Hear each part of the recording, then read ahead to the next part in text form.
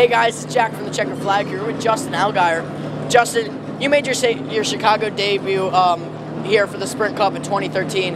How does it feel to be back? Oh, it feels great. You know, for me, this is what I would consider my home racetrack, and very rarely in this sport do you get a home field advantage, if you will, like other sports. So it's really cool in that regard. The other part of it is that it's my sponsor, Brant Professional Agriculture. It's their home track. Obviously, I have the Brant backstretch this week, so really, really cool to be back up here. And obviously, you just always feel more comfortable when you come to that home event. So that's where I'm at right now.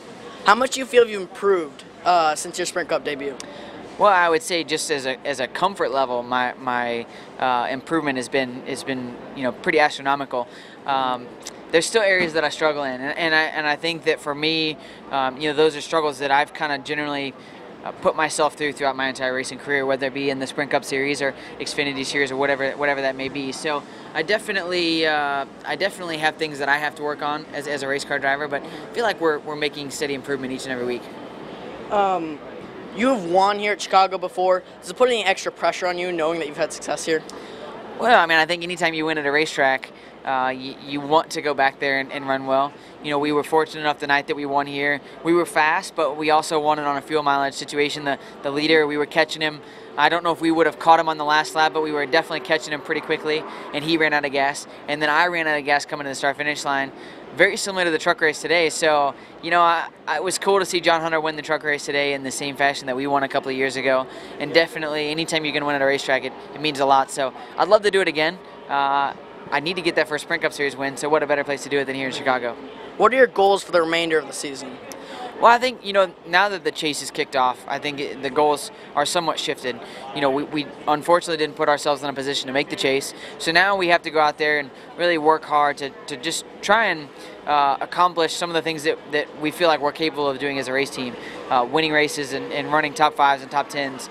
If we can do all of those things, I think that really sets you up for not only the end of the season, but the following year. So for me, that's the ultimate goal, is to just go out there and be more consistent, but try and maybe take a few more gambles that you didn't take earlier in the year. All right, now we're going to do a segment called Shifting Gears. We're going to ask you some off-topic questions that are different from the ones we asked you before. Okay.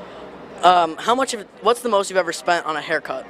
The most I've ever spent on a haircut. I got myself into a situation one time. I think we were either on a cruise or somewhere. We were at a spa, and so I got my hair cut and it was like $100. And I don't have much hair to cut, so $100 seemed really excessive to me.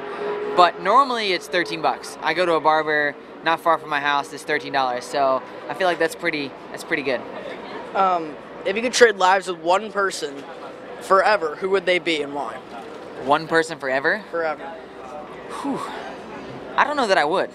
I'm pretty happy with, I have a great family. My wife, my daughter, my parents, my in-laws, everybody that's around me.